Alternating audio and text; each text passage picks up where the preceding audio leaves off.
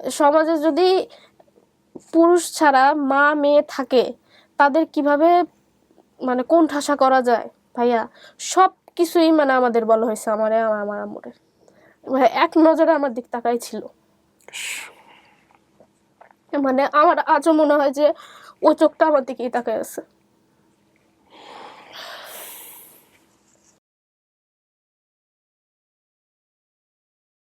আসসালামু আলাইকুম প্রিয় দর্শক এবং শ্রোতা, ভালো আছেন আশা করি। সবসময় যেভাবে শুরু করি এই কথাগুলো খুব কমন, বরাবরের মতোই দোয়া এবং শুভকামনা। হয়তো এই গল্পটা কারো কারো জীবন বোধকে পাল্টিয়ে দেবে। চলুন, কে আছে আমার সঙ্গে তার সঙ্গে পরিচিত হই। আসসালামু আলাইকুম। ওয়ালাইকুম আসসালাম। নামটা একটু বলেন প্রথমে। আমার নাম সেতু। সেতু। সেতু বয়স কত? আমার 20 বছর। আমার জন্মজনা শেরপুর। শেরপুর। হ্যাঁ। শেরপুরে ওখানেও কি এখন গ্রামের বাড়ি আছে? গ্রামের বাড়ি। কোথায় গ্রামের এটা? বাড়ি ভায়াডাঙ্গা। ভায়াডাঙ্গাতে। শ্রীবুদ্ধি। ওই এলাকার চেয়ারম্যান কে এখন? ওই এলাকার চেয়ারম্যান মাসুদ। মাসুদ সাহেব। আব্বু কি করতো মানে যুদ্ধের পর বলছে যে যুদ্ধের পর যখন থেকে আমি বুঝতে শিখছি যে কাজ করে মানে টাকা উপার্জন করে খাইতে হবে, তখন থেকেই আব্বু কাজ করে। পড়াশোনার কোনো পাইনি আব্বু। আচ্ছা, মানে একেবারে কি কৃষক মানুষ ছিল? একদম কৃষকও না, মানে কাজ করতো, মানে দিনমজুর বলা যেতে পারে। যাওয়ার পরে আম্মু একটু কালো, আমার আম্মু একটু কালো, আব্বু আবার মানে একটু ফর্সা ছিল। তো এর মধ্যে আরো একটা ছিল যে আগে 1 বছর 2 বছর পরই মানে বাচ্চার একটা থাকতো যে বাচ্চা হতেই হবে এখন। আমার দাদি বলতো আর কি, আমার দাদি আশেপাশে যে আমার আরো দাদিরা ছিল, দাদির বোন। আচ্ছা, মানে সেই সময় বিয়ে হলে বেসিক্যালি যেটা হতো যে বাচ্চা কেন হচ্ছে না, 6 মাস 1 বছর পরে এই বিষয়গুলো।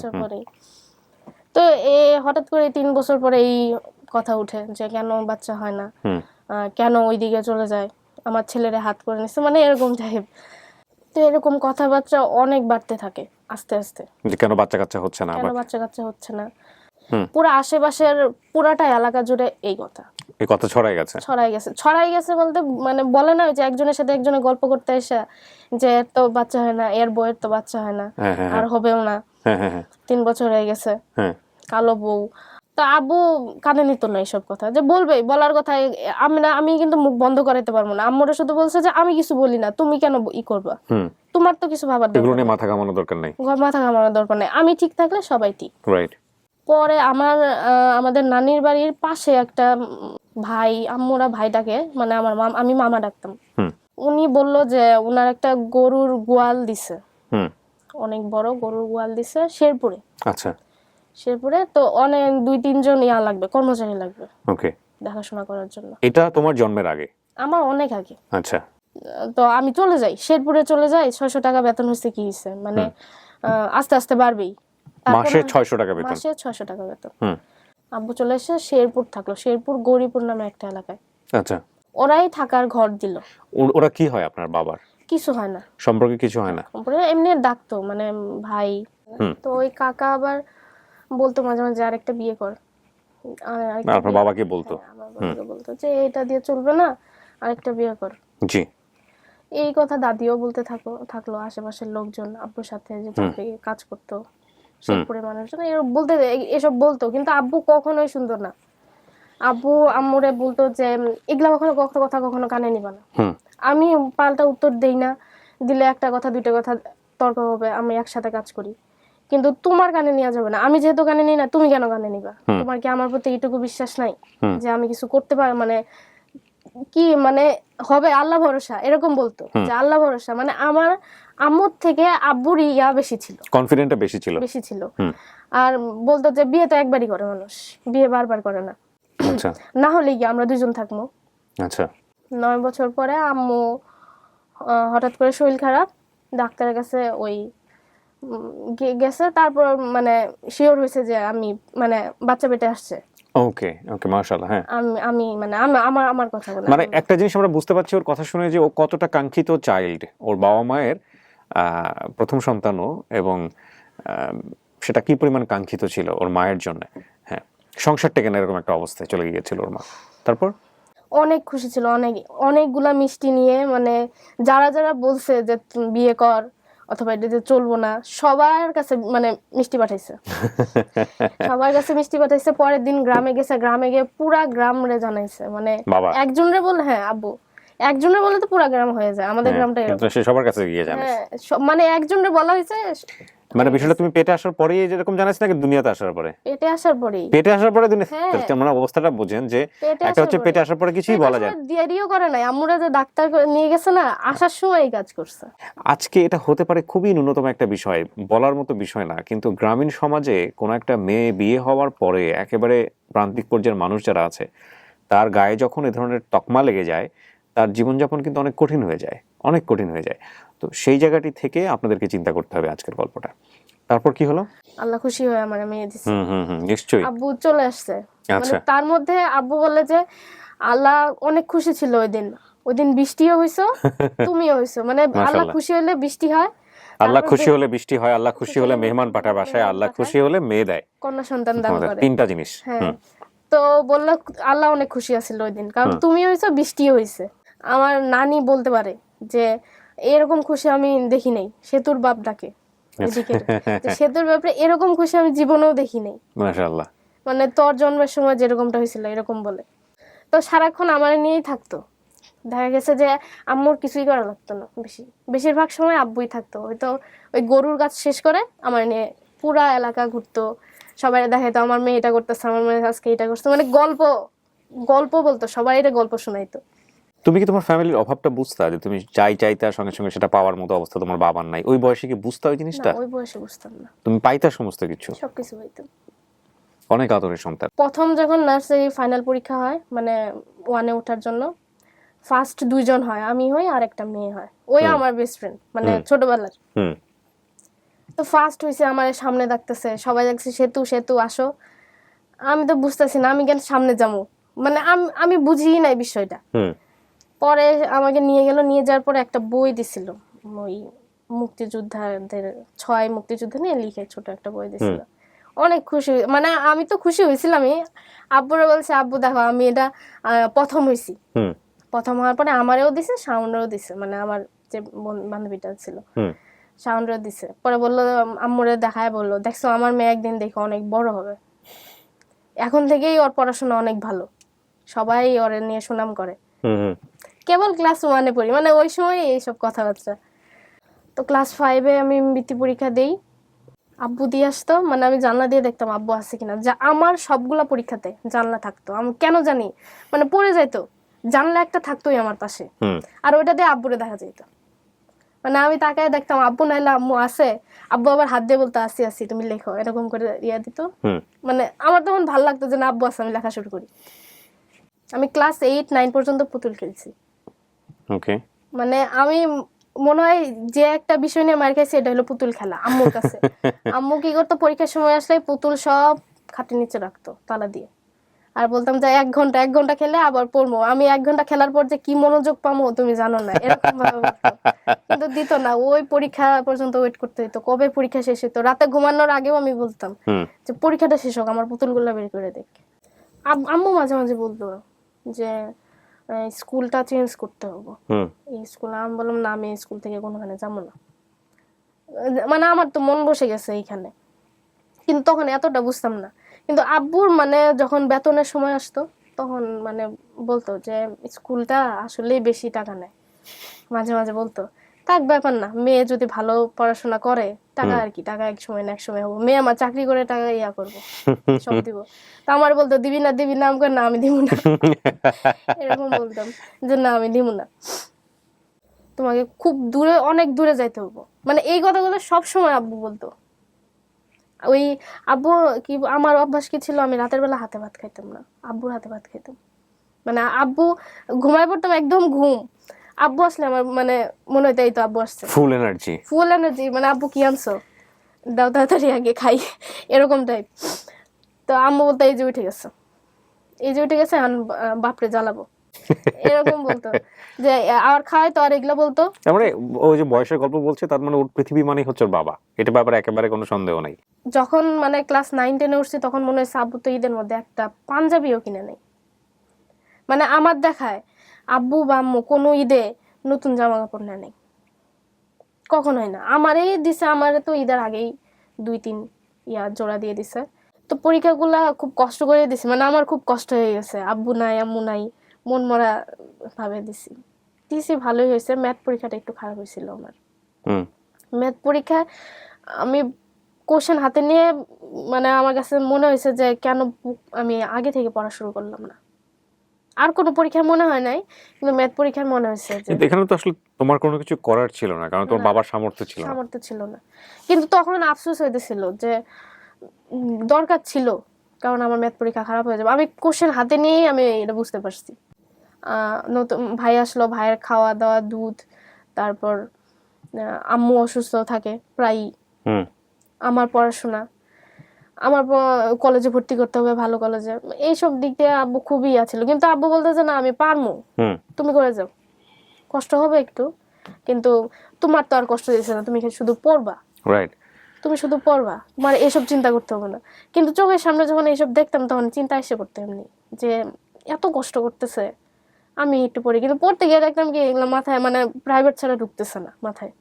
চেষ্টা করতাম কিন্তু পারতাম না, মানে একটুর জন্য এ প্লাস হলো না। এ প্লাস আসলো না। আমার কাছে দুনিয়াটা ভাঙে পড়ছিল ভাই, মানে একটুর জন্য সহ্য করা যায় না। হয়তো এ আসতো তাহলে একটা কথা যে না আমি অনেক খারাপ করছি। তুমি তো প্রাইভেট পড়তে পারোনি, কারো কাছ থেকে সাপোর্ট পাওনি, সাপোর্ট যতটুকু পাইনি। পাওয়ার পারছো নিজে নিজে হ্যাঁ, করছো, সায়েন্স থেকে না? সায়েন্স থেকে। হুম পরে মানে মন খারাপই করলো আব্বু একটু, যে তুমি কোচিং করলা। আমি বললাম যে আব্বু হয়তো আমি পড়ি নাই, দোষ আমি নিলাম যে না আমি হয়তো পড়ি নাই, মানে বাবাকে বুঝতে দিলে না যে বুঝতে দেই নাই। আলটিমেটলি হ্যাঁ, ফেইলিওরটা কোন আবার জায়গাটা। বললাম যে একটা প্রাইভেট দিলে ভালোই হইতো, থাক পরের বার ভালো করবো। কিন্তু মনের মধ্যে একটা আছে যে একটুর জন্য পাইলাম না, ওই এটা খচখচানি যেটাকে বলে। কিরম যেন লাগতেছে যে আমার পিসের জন্য এ প্লাস পাই গেল। শেরপুর কলেজে চয়েস দিলাম, শেরপুর কলেজে ভর্তি হইলাম, সরকারি কলেজ, কোনো খরচ লাগে না। আব্বুরে বললাম কোনো খরচ লাগে না, ওইখানে ভর্তি করে দাও, আর বাইরে করাতে গেলে অনেক টাকা লাগে। আমি তো বুঝি, মানে তখন সংসারে ইয়া খুবই খারাপ, কিন্তু আব্বু বুঝতে দেয় না। হুম আব্বুর মুখে সবসময় হাসি, এত যে দুশ্চিন্তা, আব্বুর মুখে সবসময় হাসি। আম্মু শুধু মানে বসে থাকতো, চিন্তা করতো, এদিক দিয়ে শরীর খারাপ আমার, আম্মু চিন্তা করতো শুধু। আব্বু বলতো হয়ে যাবে হয়ে যাবে, কিছুই হবে না, হুম হয়ে যাবে, এত টাকা পয়সা দিয়ে কি হবে, সুখ আছে তো আমার সংসারে, এরকম করে বলতো। এদিক দিয়ে হঠাৎ করেই আমার ভাই অসুস্থ হয়ে গেল, সাথে সাথে গিয়ে সরকারি স্যালাইন শেষ পুরা, মানে আশেপাশে যা দোকান ছিল সবখানে দেখা হয়ে গেছে, কোনো স্যালাইন পাওয়া যাইতেছে না। পরে বাধ্য হয়ে সরকারি হসপিটালে নেই। তখন একটু আব্বু একটু অসুস্থ ছিল, যে ঠান্ডা ঠান্ডা ছিল। তা আব্বুরে বললাম যে সরকারি হাসপাতালে ডাক্তারগুলো তো ভালো হয়, চলো দেখাই। হুম আমি আর তুমি নেমে যাই, ওরা চলে যাক বাসায়। হুম লাগবো না লাগবো না, মানে আব্বু যাই হয়তো, মানে পাত্তা দিত না। পাত্তা দিত না। ওই একা একা না পাই না খাইতো, জ্বর হইলে ঠান্ডার ওষুধ একা একা এনে খাইতো। আবার ওই ওষুধের দোকানে আমি যখন যাইতাম বলতো তোমার আব্বু কিন্তু এটা নিয়ে গেছে, দেখো কি হয়েছে। উনি কিন্তু বলে না। আমি এসে যখন দেখতাম তোমার কি হয়েছে, তুমি আমার বলো না কেন, তুমি কি বেশি বুঝো, তুমি নিজের পড়াশোনা ইয়া দাও, এরকম মানে উল্টা আমার এই ফাফর দিত আরো। কিন্তু ওনার যে কি হয়েছে এটা বলতো না, কখনোই বলতো না। পড়ার পরে আব্বু ওই উনাদের কাজে ঢাকায় আসছিল কয়দিনের জন্য। আচ্ছা ঢাকায় আসছিল, ঢাকায় আসার পরে আমি শুনছি যে ঢাকায় জ্বর আসছে আব্বুর, ওকে জ্বর আসছে ঠান্ডা। তো এই কথা বলবো না, ঢাকায় আসছে, ঢাকায় তো আরো ভালো ডাক্তার আছে, হুম এই কথা তো মানে কাউরে তো জানাবো, কাউরে জানায় নাই। হুম 4-5 দিন থাকছে, থাকার পরে বলছে যে না আমার এখানে আর মন টিকতেছে না, এখানে কাজ শেষ, আমি শেরপুর চলে যাবো। আচ্ছা তো শেরপুর চলে আসছে, যাওয়ার সময় ওই আমার কাকার আরেকটা ঢাকায় থাকে ওইখানে, ওই কাছে গাজীপুরে কাজ টাজ করে, জি ওইখানে ওনার ছেলে টেলে ওগুলা সবাই নাকি দেখে গেছে, মানে দেখতে ইচ্ছা করছিল তার, সবাইকে দেখে গেছে, টাকা দিয়ে গেছে, জিনিসপত্র কিনে দিয়ে তারপর গেছে আমাদের বাড়ি ইয়েতে শেরপুরে গেছে। শেরপুরে গেটে ঢোকার আগেই বলে জনরে দেখবো, আমার জনরে আনো, মানে ছোট ভাইরে। তো গেছি, যাওয়ার পর দেখার পর দেখি কি আব্বু মানে হালকা হালকা অসুস্থ। তা আব্বু বললো যে না কিছু হয় না, আমি ওষুধ খাইছি, ডাক্তারও দেখাইছি, ডাক্তার বলছে আমার টাইফয়েড ফিরে আসছে। ও আপুর আবার টাইফয়েডের জাম থাকতো, মানে জ্বর হলে টাইফয়েডে চলে যেত। আচ্ছা আচ্ছা তো টাইফয়েড ফিরে আসছে, ওষুধ দিচ্ছে, ওষুধ খাবে। আসছে, আসার পর রাতের বেলা অনেক জ্বর। এখন ওই সময় আব্বু ছাড়া আমাদের বাসায় আর কেউ ছিল না, মানে আব্বু, আমি, আমার ছোট ভাই, আম্মু আর দাদি, আর কেউ ছিল না। কিন্তু আব্বুর যে নিউমোনিয়া হয়েছিল এটা বলে নাই। উনি শুধু মানে যে বুক আর পিঠ ব্যথা করতো, কিন্তু এই জিনিসটা আমাদের বলে নাই। আচ্ছা 2-3 দিন বেশি। অনেক বেশি। আব্বুরে বললাম চলো ডাক্তারের কাছে যাই, এক্সরেটা করে আসি। হুম ডাক্তারের কাছে গেলাম, ডাক্তার এক্সরে করাইছে, করানোর পরে বলছে আব্বু চলে গেছে। আব্বু মানে খুব কাবু হয়ে গেছে, ঠান্ডায় একদম কথা বলতে পারে না। তো আমার বসায় রাখছে, তো বসায় রাখার পরে ওই এক্সরে লাইটের মধ্যে যে দেয় না, হুম দিছে, দেওয়ার পর আমার কাছে মনে হলো যে ওইখানে কিছুই দেখা যাইতেছে না, বুকে হার্ট তো দেখা যায়। তো আমি আঙ্কেল, ওই ডাক্তার আঙ্কেলটা বললাম যে আঙ্কেল এই কিন্তু কিছুই দেখা যাইতেছে না, পুরাটা কফের ঢাকা। পরে বলতেছে না ওষুধ দিলে চলে যাবো। আমাকে টাইফয়েড কয় না, টাইফয়েড কিছু না, তোমার আব্বুর হয়তো নিউমোনিয়া হয়েছে। আমি ওষুধ দিতেছি, তা 3 দিন পরে হুম আবার আসবা, আবার এসে আবার করাইতে হবে, টেস্টটা করাইতে হবে। হুম ওষুধ নিয়ে বাসায় গেলাম, বাসায় যাওয়ার পরে রাতের বেলা আবার বেশি। বাবার জ্বর? হুম, জ্বর না, মানে আব্বু কি করতো, ওই কাশতো, জ্বর তো আছেই, কাশিটা বেশি। আর আচ্ছা। বুক মানে কাশতো যখন, তখন মনে হতো, আপনি বুঝতে পারবেন যে ভিতরে একটা কফ জাতীয় কিছু জমে আছে। আছে, হ্যাঁ হ্যাঁ, ভারী কাশি যেটাকে বলে। বাচ্চারা অনেক সময় হুম হুম হুম নিঃশ্বাস নিলে যেরকম হয় ওরকম টাইপ। ওকে, ঘর ঘর করে যেটাকে বলে। হ্যাঁ, ঘর করতেছে না, বালিশ নিয়ে একদম উঁচা হয়ে হেলান দিয়ে বসে থাকতো, সারা রাত ঘুমাইতো না। পরের দিন আমার কাছে মনে হলো ওই ডাক্তার মানে মানে বলতে মানে সলিউশন দিতে পারতেছে না আমারে, আমার কাছে কেন জানি মনে হইলো। অন্য আরেক ডাক্তারের কাছে নিয়ে গেলাম, ওইখানে হঠাৎ করে বললো কি এই ভুল। আমার ট্রিটমেন্ট ভুল? ট্রিটমেন্ট ভুল? আমি পাগল আপনি, আমি 2 দিন এই ওষুধ খাওয়াই ফেলছি আব্বুরে, হুম ট্রিটমেন্ট ভুল কিভাবে হবে? কয় আরেকটা টেস্ট করে আনো, টেস্ট করে আনলাম, সেম জিনিস, শুধু শুধু ভুল বললো। হুম তো বললো যে আমি ওষুধ দিতেছি আর ইঞ্জেকশন দিতেছি। পরের দিন ওষুধ খাওয়ার পরে আমি আর আব্বু রিক্সা দিয়ে আসতেছে, আব্বু তখন বলতেছে যে মা আমার শরীরটা একটু ভালো লাগতেছে। হুম ওই কথা শোনার পর মনে হলো যে না ঠিক আছে, ভালো লাগতেছে যেহেতু, তাহলে বাসায় যাই। বাসায় গিয়ে আব্বু রেস্ট করো, আমি মানে পড়াশোনা শুরু করতে হবো, আমার কয়দিন পরে পরীক্ষা। আচ্ছা। পরীক্ষার আর 3 মাস আছে। রাতেও একদম ভালো, মানে রাতে আমার ভাইয়ের জন্য দুধ কিনে আনলো, বাজার করলো, আমার নিয়ে আসলো, মানে আমি যা প্রাইভেট থেকে আসি সন্ধ্যা হয়ে গেছিল, আমার নিয়ে আসলো। হুম আসার পরে হঠাৎ করে আবার বুকে কফ মানে বাড়তে থাকে, হুম বাড়তে থাকে, শরীরে পানি আসা শুরু করছে। তো আমার বলে নাই আম্মু, আমি ওই দিন আমি পড়তেছিলাম অন্য ঘরে, আমি আসলে বুঝতেই পারি নাই যে এতটা ঠান্ডায় এত কিছু হয়ে গেছে। তা আম্মুরে বলতেছে যে সে তোর মা, আমি হয়তো এবার বাঁচবো না, আমার মনে হয় এবার বাঁচানোই যাবো না, এরকম। আমি এই দিক দিয়ে প্রতিদিন মানে আমার সাথে ঝগড়া আব্বুর, যে তুমি ঢাকায় চলো, ঢাকায় চলো, ঢাকায় চলো, টাকার ব্যবস্থা হবে, মানে আমারই যুদ্ধ। কিন্তু আব্বু ঢাকায় আসতেই চায় না, যে ঢাকায় গিয়ে কি করবো, এনে তো ডাক্তার দেখাইতেছি, আমি তো বসে যাইতে পারি না, একটু ভালো হই তারপর বসে। আমাকে অ্যাম্বুলেন্স কি নাই, তুমি কি শুয়ে যাইতে পারবা না, এরকম। মানে প্রতিনিয়ত আম্মুর এটাকে বলতেছি, দাদির এটাকে বলতেছি, আব্বুর এটাকে বলতেছি। আব্বু বলে তুই পড়, তোর 2 মাস পরে পরীক্ষা, তোর এইসব চিন্তা করতে হবে না। তোমার ইন্টারমিডিয়েট পরীক্ষা তখন 2 মাস পরে? হ্যাঁ, আচ্ছা। 2 মাস পরে পরীক্ষা। তো আমি পড়তেছি, আম্মুর এই কথা বলছে রাতের বেলা, আমার মাফ করে দিও, এই কথাও বলছে। তা আম্মু বলছে যে জ্বর আসলে উল্টাপাল্টা পেঁচাল পারে অনেক সময়। ও বলছে কিচ্ছু হবো না তোমার, তুমি, আমি কালকে ঢাকায় নিয়ে চলে যাবো। আম্মু আসতে আমার কাছে যে কালকে ঢাকায় নিয়ে যাইতে হবে তোর আব্বু। আমি কই এখন কেন, আমি যে এতদিন বললাম, আজকে তো রোগ বেশি। মানে আমার কেমন জানি ভয় ঢুকে গেছে, কেউ নাই ভাইয়া এই সময়, মানে একজন ছেলে মানুষ থাকে না যে অ্যাম্বুলেন্স বুঝবো, এসব ব্যাপারে তো আমি বুঝিও না, ঢাকা কি জিনিস তখন বুঝতামই না। তো পাশে এক ভাইয়া থাকতো, ওরে বললাম যে একটু হেল্প করো ভাইয়া, আমার করো, ওই একটা অ্যাম্বুলেন্স এনে দাও। ও অনেকদিন আগে মানে ছোট থেকেই ভাইয়া ভাইয়া ডাকতাম আমরা। তো ওই বউ বললো যে অ্যাম্বুলেন্স না, আমি একটা মাইক্রো এনে দেই, পরিচিত আছে, শুয়ে যাইতে পারবো কাকা। অ্যাম্বুলেন্স আনার পরে দেখলো যে না, অক্সিজেন ছাড়া যাইতে পারবো না আব্বু। সকালে সকালে আমি গিয়ে প্রেশার মাপলাম, ভাই আমি বুঝি নাই প্রেশার কি জিনিস আছে কিনা আব্বুর শরীরে। হঠাৎ করে 3টার দিকে, মানে 3-4 রাত ঘুমাই না, সবাই ঘুমাই গেছি হঠাৎ করেই। এই বলে না কাল ঘুম একটা কথা, আমার কাছে মনে হয়েছে তাই, মানে এত ঘুমাইছি, ডাকতেছে আমি শুনতেছি না। উঠে গেছি, উঠে যাওয়ার পরে প্রেশার মাপলাম, প্রেশার আমি বুঝতেছি না, তখন আমার ভয়টা চলে আসছে, প্রেশার কেন না, আমি মানে আমার কি ভুল হইতেছে। আমি আরেকবার মাপলাম, কোনো রকম কিছু সারা শব্দ পাইতেছি না প্রেশার মাপার সময়। মানে আব্বু না, মানে আস্তে আস্তে নিতেজ হয়ে যাইতেছে, মনে হইতেছে যে ওই রক্ত বের করে দিলে শরীর থেকে যেমন আস্তে আস্তে মানুষ ঢলে পড়ে যেমন শরীরটা ছেড়ে দেয় ওরকম। আমারে কাছে নিয়ে বলতেছে, মা এবার হয়তো বাঁচবো না। তোমার বাবা এটা তোমাকে ডেকে নিয়ে বুকে যায় বলতেছে, মা এবার হয়তো বাঁচবো না।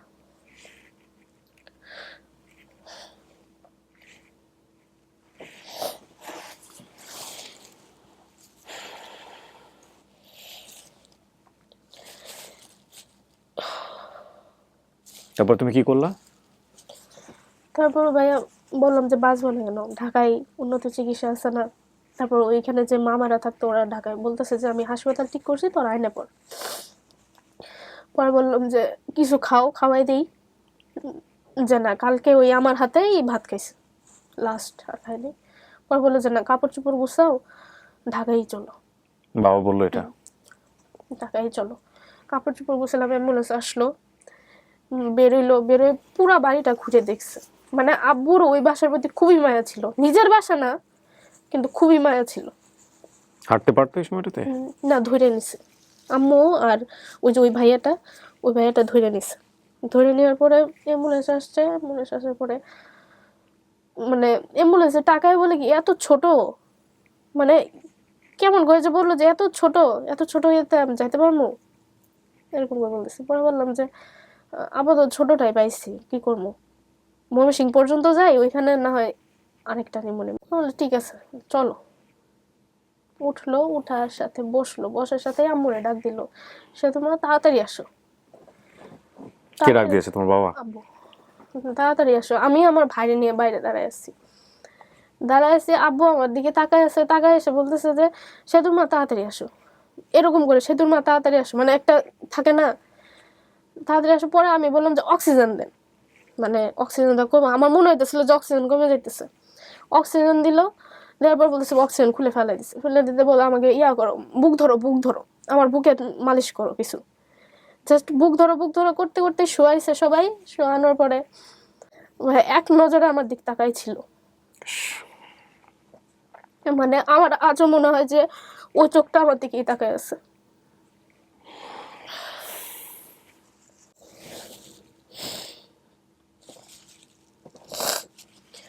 আমার দিকে তাকাই ছিল। জন আমার সাথে ছিল, আমি হাত ধরেছিলাম। আম্মু পানি আনতে গেছে, সবাই পানি আনতে গেছে, আশেপাশে মানুষজন। জাস্ট আম্মুরে ডাক দিল, আমার দিক তাকাই থাকলো, তাকায় একটুখানি হাসছে ভাইয়া আব্বু। মানে আমার শক্তি নাম কি হইতেছে এসব, আব্বু এরকম করতেছে কেন। তাকাই দেওয়ার পরে আম্মু যখন গেল,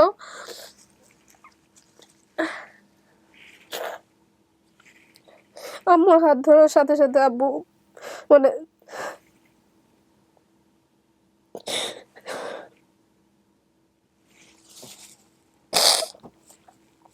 চোখটা বন্ধ করে ফেলছে। আমার মনে হইতেছিল যে আব্বু মনে হয় সেন্সলেস হয়ে গেছে। আমার কোনো কিছু বলার সুযোগ ছিল না, আমি দেখতেছি শুধু। তাড়াতাড়ি হসপিটালে নিয়ে গেছি। আমি তখনও মানে বুঝি নাই যে আব্বু নাই আর আমাদের মাঝে। হসপিটালে নিয়ে গেছি, ইমার্জেন্সি এতে ঢুকানো হয়েছে। ঢুকানোর পর বলেছে না, এটা তো 10 মিনিট আগে মারা গেছে উনি। ওনার নিউমোনিয়া ছিল।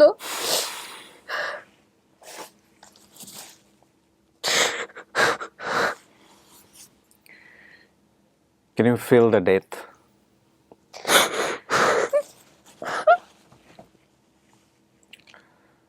ছোট্ট একটা বাচ্চা যাকে ঘিরে তার স্বপ্ন, তাকে বড় করা, ওকে জাস্ট ফিল করেন। ওর বাবাকে ফিল করার দরকার নেই, বাবা মারা গেছে, ঠিক আছে, আল্লাহ ওনাকে জান্নাতবাসী করুক, বাট ওর চোখের সামনে ওর দরিদ্র পরিবারে, চরম দরিদ্র একটা পরিবার, ওর বাবা ওর কাছে কি, মানে ওই মেমোরিটাকে জাস্ট একটু নেওয়ার চেষ্টা করেন। গল্পটা এখানেও শেষ না, গল্পটা সামনের দিকে, এবং আমি সবাইকে বারবার অনুরোধ করছি যে গল্পটা আপনারা শেষ পর্যন্ত শুনবেন। তুমি নিজেকে একটু সামলে নাও। তুমি তখন ইন্টারমিডিয়েট, তোমার কত সালে ইন্টারমিডিয়েটের ওই সময়টাতে? আমার 2018। 2018? জি, মানে তোমার বাবা মারা গেছে 2018 সালে? ও মাই গড, এটা দগদগে স্মৃতি। মাত্র 2 থেকে 3 বছর আগের গল্প। মানতেই পারি না ভাইয়া যে বাবা নাই। মাঝে মাঝে মনে হয় আছে, হয়তো শ্রীবর্দি শেরপুর গেছে, আশেপাশে কোথাও আছে, চলে আসবে। আমি ভুলেও মনে করি না, মানে যেদিন আমি মনে করি ওই দিন মনে হয় যে আমার পুরো দুনিয়াই নাই। আমার দুনিয়ার মধ্যে যদি কেউ থাকতো তাহলে সেটা একমাত্র আমার প্রথমে বাবা, তারপরে মা, তারপর আমার ছোট ভাই। কিন্তু আমি আমার সব থেকে দামি জিনিস হারাই ফেলছি।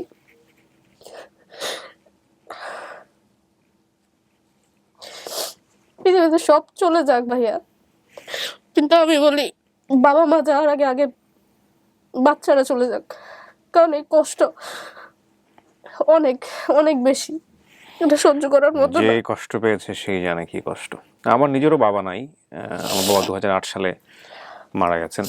So, আমি তোমাকে কিছুটা হলেও রিলেট করতে পারি, কিছুটা হলেও বুঝতে পারি, বাট তোমার মতো এতটা মানে চোখের সামনে ঘটনাটা ঘটেনি, বাট সেই ঘটনাটা আরও অনেক মর্মান্তিক। যাই হোক, আমি কম্পেয়ার করছি না, বাট তোমাকে কিছুটা হলেও আমি রিলেট করতে পারি। তারপরে কি হলো? তোমার কি সময় লাগবে? একটু ব্রেক নিবা?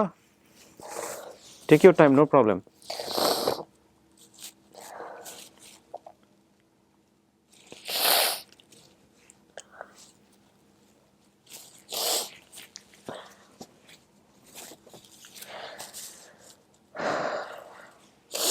একটু পানি খেয়ে নিতে পারো, পায়ের কাছে আছে, পানিটা খেয়ে নাও, গলাটা ক্লিয়ার হবে।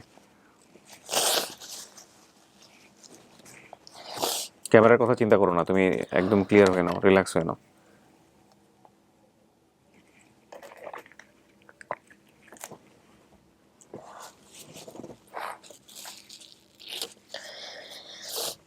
তারপর ভাইয়া আপনাকে যদি ওই এলাকায় বলেন যে নজরুল কেমন ছিল, তখন ওরা একটাই আফসোস বলে যে আমাদের ওইখানে কেন একটা জানাজা দিল না সবাই, কেন মানে আমরা করতে পারলাম না। খুব ভালো মানুষ ছিল। হ্যাঁ, তো ওই সময় ওই বাসায় নিয়ে গেল, ওই বাসায় নিয়ে যাওয়ার পরে আমার তখন হুঁশ ছিল না, মানে আমি দুনিয়ার মধ্যে ছিলাম না। ওই 4-5 দিন যে আমার সাথে কি হয়েছে, কে আসছে কে গেছে, আমি কি করছি, আমার কিচ্ছু মনে পড়ে না। তখন পর্যন্ত তোমার পরিবারের উপার্জনক্ষম ব্যক্তি বলতে তোমার বাবাই। বাবা আর কেউ মা না। তখন ঘরেই কাজ করে। হ্যাঁ, আম্মু বাইরে কাজ করে না। এবং আম্মু তুমি ছোট বাচ্চা, তুমি হচ্ছে রাইট, তখন তোমার ভাইয়ের বয়স কত? 2 বছর। ও তো বুঝেও না পুরো জিনিসটা, মাত্র 2 বছর বয়স, 2 ও কি বছর বুঝবে? বয়স, মাত্র 2 বছর বয়স। আমার 2 মাস পরে ইন্টারমিডিয়েট পরীক্ষা।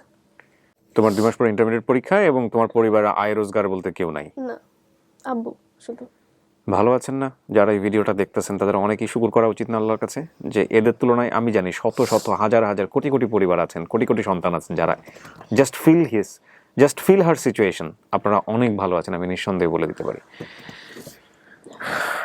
তারপর শেরপুরে মানুষ, মানে আশেপাশে যারা ছিল তারা সবাই নাকি বলছে যে এইখানে একটা দিতে, জানাজা দেওয়ার জন্য। জানাজা দেওয়ার জন্য। সবাই মনে হয় নিয়ে চলে গেছে। বিশ্বাস করতে পারতেছিলাম না ভাইয়া, যে সকালেই তো আমার আব্বু আমার বুকে নিল, বলল। আমি দেখতেই পারতেছিলাম না, যে মানে আমি পাগল হয়ে গেছিলাম যে সাদা কাপড় কেন আব্বুর। আমার নিয়ে যায় নাই ওইদিকে। আমি বলছি যে আমার মন ভরে দেখতে দাও, আমি তো আব্বুর আর দেখতে পারবো না। আমার সরাই দিছে সবাই।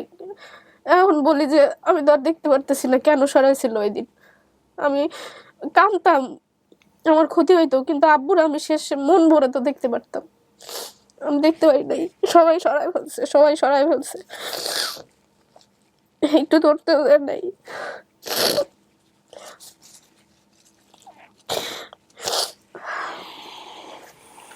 একটু ধরতে গেছে, আমি ছড়াই দিছে, বলছে যে কষ্ট হবে আব্বু, কষ্ট হবে। তারপর নিয়ে চলে গেল ভাইয়া উঠায়। আমার দিশা এখনো মনে পড়ে আমার। তখন মাথায় আসতেছিল না যে সংসার কিভাবে চলবো, আমি কিভাবে পরীক্ষা, ওই কথা মাথায় আসতেছিল না।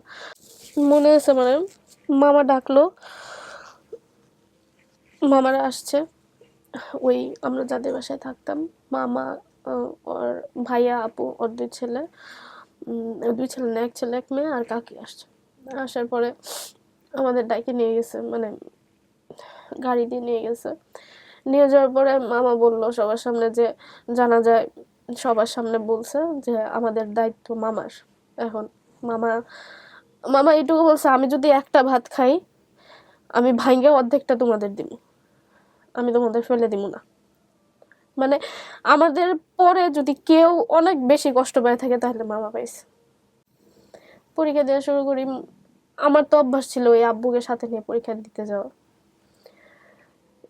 মানে ওই পরীক্ষার দিনের সকাল হয়তো আমার জীবনের সব থেকে খারাপ সকাল ছিল, আব্বু ছাড়া পরীক্ষা দিতে যাওয়া।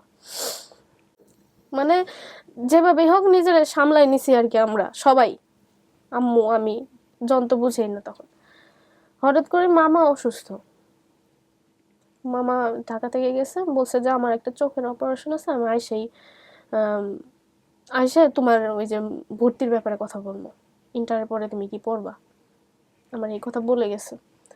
মামা অসুস্থ এরকম কয়দিন যাবতই শুনতেছি। আমি আশাও করি নাই যে এরকম একটা নিউজ শুনবো সকালবেলায়। পদার্থ পরীক্ষা আমার একদিন পরে পদার্থ পরীক্ষা। মামা তো সকালবেলা শুনি যে মামার মেয়ে আপু ফোন দিয়ে বলতেছে যে সে তো আব্বুর হার্ট তো বন্ধ হয়ে গেছে। আমাকে হার্ট বন্ধ হয় কেমনে, মামা না হসপিটালে, হার্ট কেমনে বন্ধ হবো? মানে ওরাও কান্দা অবস্থা, আমার মানে খুলে বলতে পারতেছে না। আমার পরীক্ষা চলতেছে এই সময়, ফিজিক্স পরীক্ষা, ফিজিক্স ফার্স্ট পেপার পরীক্ষা। পরে 1 ঘন্টা ফোন দিয়ে বলে যে না মামা নাই, মামা মারা গেছে। কয়দিনের ব্যবধানে এরকম ঘটনা ঘটলো? 2 মাস 12 দিন 14 দিন এরকম। কোনো কোনো সময় আসলে বলার কিছু থাকে না, স্পিচলেস হওয়া ছাড়া কিছু থাকে না।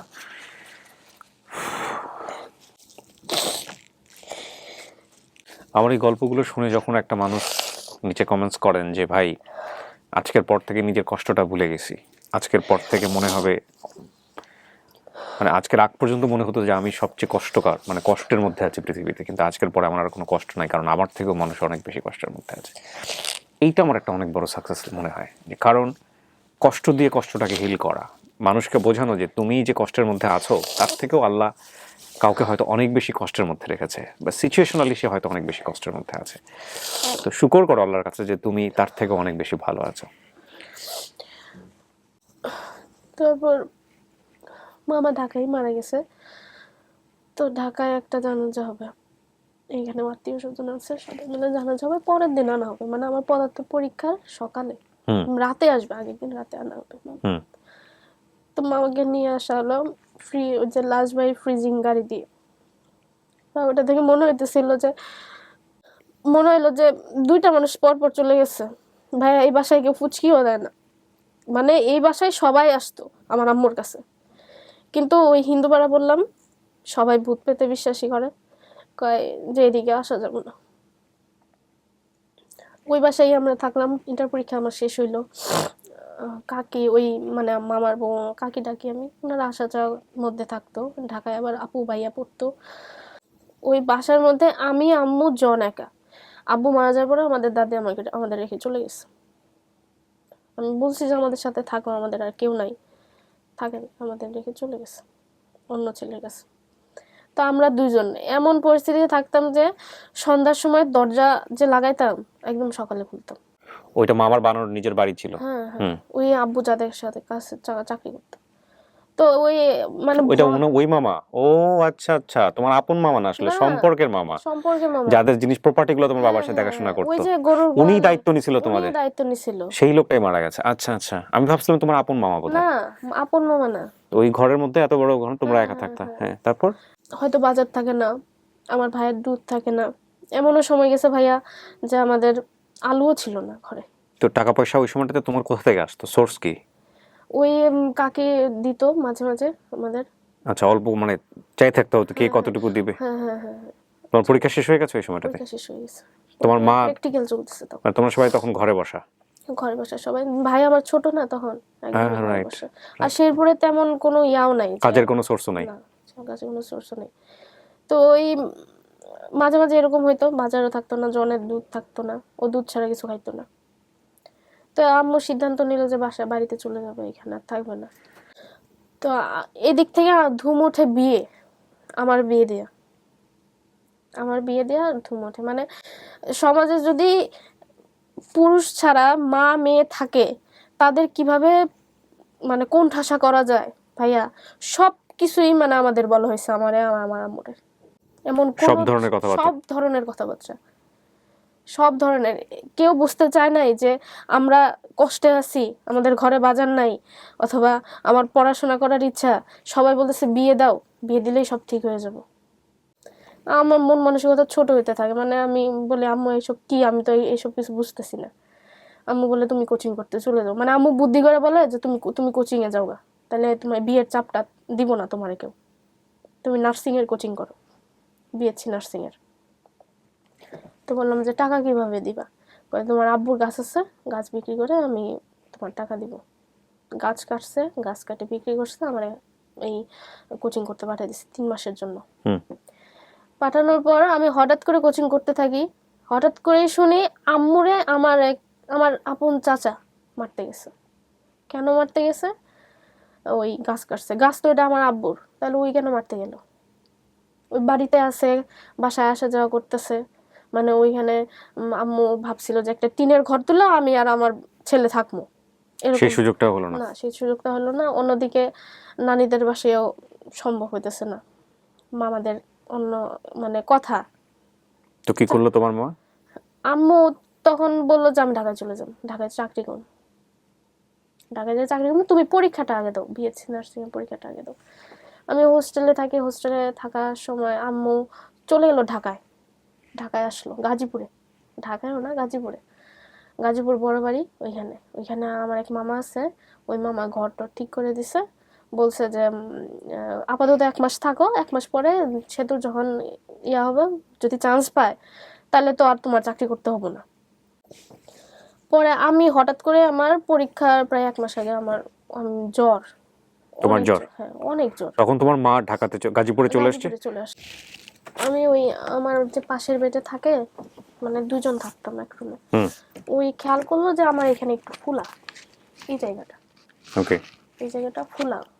আমি বলছি যে টনসিল তো এখানে থাকবে না, টনসিল থাকবে এখানে, এটা কিসের জন্য ফুলা? ভয়ই দিল যে এটা অনেক সময় যক্ষা, টিবি এই রোগ হয়। আমি বললাম এসব কিছু না, এটা হয়তো এমনি ফোলা আমার। আমি পাত্তা দেই নাই। কিন্তু ওই জ্বর আসা শুরু করলো হঠাৎ করে, প্রতিনিয়ত জ্বর, আমি পড়তে পারতেছি না, মানে এত পরিমাণে জ্বর আসতেছে আমার। ওইখানে হোস্টেলে কেউ ছিলও না আমার। তো ডাক্তার দেখালাম, ডাক্তার বললো যে টেস্ট দিল, টেস্ট দেওয়ার পরে বললো যে না এটা কিছু না, এটা অ্যালার্জির জন্য হয়েছে, আচ্ছা তোমার অ্যালার্জি বেশি। 3 নম্বরের জন্য আমি চান্স পেলাম না সরকারিতে, ময়মনসিংহে চান্স পাওয়ার কথা ছিল, পাইলাম না। গাজীপুরে চলে গেলাম আম্মুর কাছে। আম্মুর বললাম যে আম্মু জ্বর আসছিল, আমি কি করবো, আমি পড়তে পারিনি। আম্মু কিচ্ছু বললো না, যে ঠিক আছে সমস্যা নেই, পরে এইবার না আরেকবার তো সুযোগ আছে। পরে বললাম যে আমি চাকরি করি, আমি চাকরি করে পরের বার যদি চান্স না হয় আমি প্রাইভেটে পড়বো, আমার পড়তে হবো। আচ্ছা, আম্মু বললো যে তুমি চাকরি করার থেকে তুমি বাসায় পড়ো আর জনরে সামলাও, আমি চাকরি করি। মানে আম্মু এটা বললো যে তুমি যদি তখন ওই সময় ছাড়া চাকরি করো, কিসের চাকরি করবা?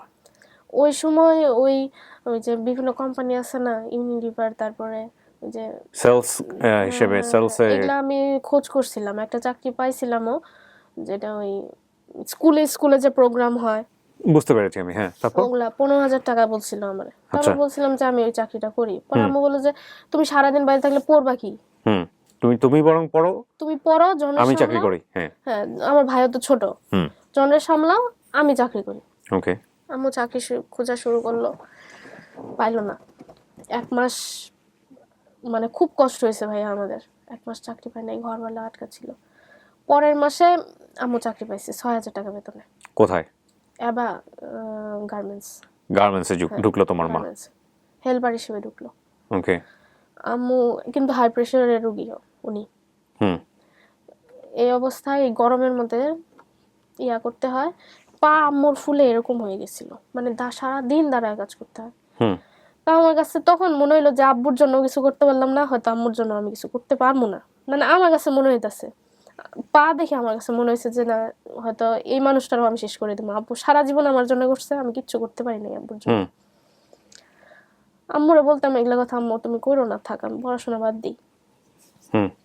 পরে বলে যে না, পড়াশোনা বাদ দিয়া যাবে না, এত তাড়াতাড়ি হারিয়ে গেলে তুমি, আমি কি হারছি? তুমি তো আব্বু হারাইছো, আমি আরো অনেক কিছু হারাইছি, আমি তোমার আব্বুর সাথে সাথে পুরা ফ্যামিলির মানুষজন সবাইকে হারাইছি, কেউ আমাদের পাশে নাই।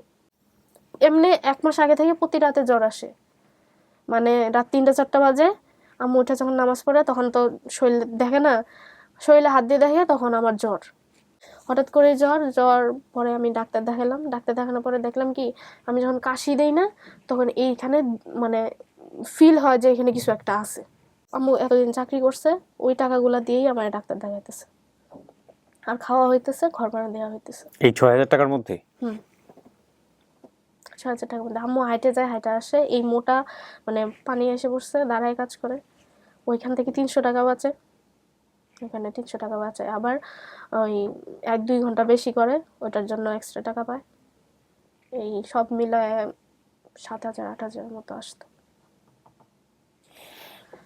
তারপর ফিল ইট। আমি তো রাজধানীর বুকে বসে কাজ করি, আমি ঢাকা দিয়ে উদাহরণ দিই। 6, 7, 8 হাজার টাকা এটা ঢাকা শহরের কারো কারোর জন্য প্রতিদিনের পকেট মানি, বিলিভ মি। আমাদের দেশে অনেক ইন্টারেস্টিং জিনিস ভাইরাল হয়, যেমন আমি নাম মেনশন করছি না, আপনারা বুঝে নিন। এখন পর্যন্ত আমি যে যখন ভিডিওটা করছি, আমি জানি না এই ভিডিওটা আমি কবে পাবলিশ করবো, আমার চেষ্টা থাকবে খুব দ্রুত ভিডিওটা পাবলিশ করার। এখন পর্যন্ত একটা রেস্টুরেন্ট, ইলিশ নিয়ে একটা রেস্টুরেন্ট আমাদের বাংলাদেশের সোশ্যাল মিডিয়াতে খুব ভাইরাল, আমি নাম মেনশন করছি না, বিভিন্ন পত্রপত্রিকাতে এসছে সেটা নিয়ে কেন ভাইরাল। হুমড়ি খেয়ে সেখানে মানুষ পড়ছে। ভাইরাল হওয়ার প্রধানতম কারণ হচ্ছে তারা নাকি বেশি পয়সা রাখছে। প্রতিদিন হুমড়ি খেয়ে সেখানে মানুষ পড়ে, বিভিন্ন ভিডিও তৈরি হচ্ছে, ভ্লগ তৈরি হচ্ছে। ওখানে গিয়ে সবাই 5,000, 7,000, 8,000, 10,000 টাকা দিয়ে মৌজ মাস্তি ফুর্তি করে আসতেছে। কোনো সমস্যা নাই, you can do it, it's your choice, it's your personal choice. But আমরা যদি ফিল করতে পারি যে এই 5,000 টাকা, এই 6,000 টাকা, এটা যদি আমার রেগুলার প্র্যাকটিস না হয়, লাইক ঠিক আছে আমি বছরে একদিন গেছি, আমার একটু দেখতে ইচ্ছা হয়েছে, আমি খেতে গিয়েছি, বাস ঠিক আছে। কিন্তু এটা যদি এভাবে চিন্তা করা যায় যে এই 5-6 হাজার টাকা ইনকাম করতে গিয়ে বাংলাদেশের কোনো একটা পরিবারের অবস্থা হচ্ছে এরকম, and this is not only for a single family. Because আমি আসলে এখানে কি যেন নাম তোমার, সেতুকে উপস্থাপন করছি, মানে বাংলাদেশের সেতু একজন না, এরকম সেতু অনেক আছে, এরকম সেতুর মতো পরিবার অনেক আছে।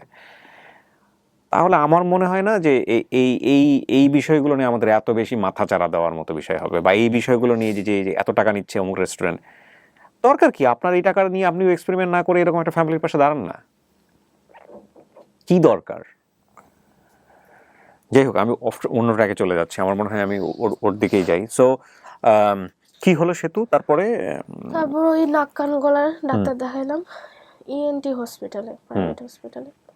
উনি প্রথমে আমাকে দেখলো, দেখার পরে টেস্ট দিল কিছু, দেওয়ার পরে বলতেছে যে 7 দিন ওষুধ দিল, 7 দিনের।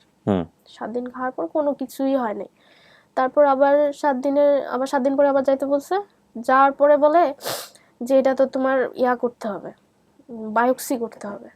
পরে বললাম যে স্যার আমার আপনার এখানে করার সামর্থ্য নাই, অনেক টাকা লাগে, আমার আব্বু নাই, আম্মু মাত্র 6,000 টাকা বেতনে চাকরি করে ওই ইএনটি হাসপাতালে। ওনাকে বললাম। পরে বললে তাহলে তুমি সোহরাওয়ার্দী যাও, ওইখানে আমি ডিপার্টমেন্ট হেড, ওইখানেই আমি করবো তোমার অপারেশন। আচ্ছা। পরে বললো যে আমি লিখে দিলাম, তুমি গিয়ে ভর্তি হও। ভালো ডাক্তার। হ্যাঁ, লিখে দিলাম, তুমি গিয়ে ভর্তি হও। পরে বললো যে পরে আমি গেলাম সোহরাওয়ার্দী। পরের দিন আম্মুরে বললাম, আম্মু তো ভয় পেয়ে গেছে যে অপারেশন কি নাকি। আমার কাছে মনে হয়েছিল মানে ওই ডাক্তার তো আমার এত সাহস দিছে যে কিছুই না, এটা 10 মিনিটের একটা অপারেশন। আমি ওই কথা দিন না মাথায় ঢুকাই নিছি, 10 মিনিটের একটা অপারেশন কি হবে, আমি একাই করতে পারবো। পরে আম্মুরে বললাম, তুমি যদি একদিন চাকরি মিস দাও, তোমার 1,000 টাকা শেষ, সংসার কেমনে চলবে?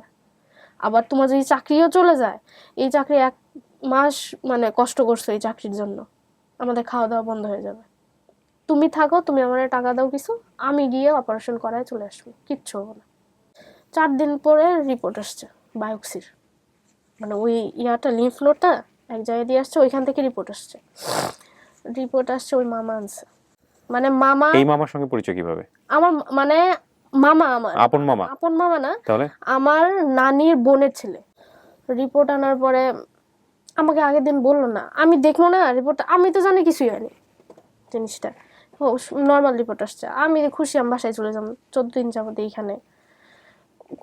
আমি খুলে যে দেখবো জিনিসটা যে হজকিন লিম্ফোমা কি, মোবাইলে সার্চ দিয়ে তো দেখবো, আমি দেখি নাই, আমি ভাবছি কিছুই না, কিন্তু নিচে কিন্তু আন্ডারলাইন করে ডাক দিয়ে দিছে। পরের দিন সকালে এসে আমার সামনে দাঁড়াইছে, আমি চোখ দেখেই বুঝে ফেলছি মামার যে ভালো না। কি জিনিস আমি ভাবছি যে যক্ষা হয়তো, টিভি যেটা বলে। আমাকে এসে বলতেছে যে নানি চলে যাক, খালা চলে যাক, তোমার পরে যাইতে হবে। পরে বললাম যে কেন, আমার কি হয়েছে, আমি চলে যাবো, পরে আবার আসমনি, কোন টেস্ট টেস্ট লাগে। তো এখন নানির সামনে আর বলতেছে না, নানিরা পাঠাই দিছে সিএনজি করে, বলে যে সে তো আমার সাথে যাবো। পাঠিয়ে দিয়ে আমার কাছে এসে বলে যে এটা তো ক্যান্সার। ওহো,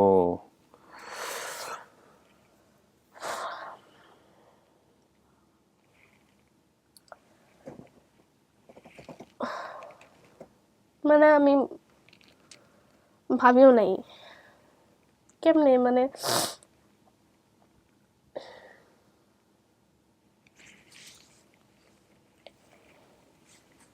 পরে মাই বলল, মা তখনও জানে? আমি আমি কিছুই বলি না, আমি রিয়াকশন কিচ্ছু দিয়ে নেই, বলছি যে কাউকে বলবো না। আমি ক্যান্সার বিষয়ে মানে ধরা জানছি পড়ছে না। কতদিন আগে? বলি হলো 2019 সালে অক্টোবরের 14-15 তারিখের দিকে। এটা স্টেজ বলছিল যে কত কোন না, তখন স্টেজ বলে নাই, স্টেজ? আচ্ছা, বলছে। পরে কি তোমার তখন শুধু বায়োপসির রিপোর্টটা পাইছি যে ওইখানে হজকিন লিম্ফোমা এক ধরনের cancer, blood cancer. Hodgkin lymphoma একটা ব্লাড ক্যান্সার? আম্মুর বলে দেওয়ার সাথে আম্মু তো হাউমাউ করে কান্না শুরু করছে। কিন্তু আমি ক্যান্সার, আমার এতটা খারাপ লাগে না যে ক্যান্সার, মানে আমি শক্ত ছিলাম যে একজনে তো শক্ত থাকতে হবে, যদি আম্মু ভেঙে পড়ে আমি কানলে কি সেই ক্যান্সার আল্লাহ আমার কাছ থেকে নিয়ে চলে যাব। ক্যান্সার হসপিটালে গেলাম, ওইখানে অনেকগুলা টেস্ট দিচ্ছে, দেওয়ার পরে টাকা পয়সা তো এত নাই, প্রায় লাখখানি টাকা লাগে ওই টেস্টগুলো করতে। আমার লেভেল আসলো 1A।